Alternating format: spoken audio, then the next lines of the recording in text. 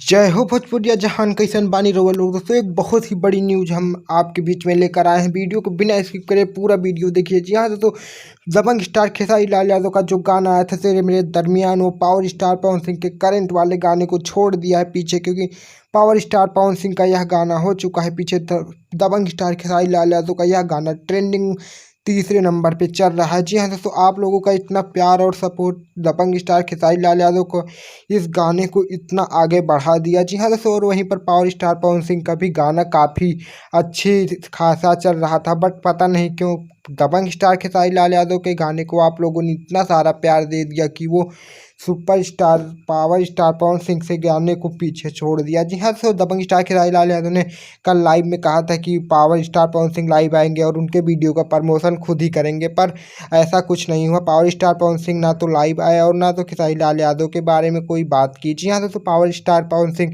का भी गाना बहुत अच्छा है। अगर आप लोगों ने अभी तक नहीं सुना तो उनके गाने को भी सुन लीजिए और हमारे चैनल को सब्सक्राइब कर लीजिए, क्योंकि हम अपने इस चैनल पर इसी तरह की ट्रेंडिंग न्यूज़ सबसे पहले आपको देते हैं। जी हाँ।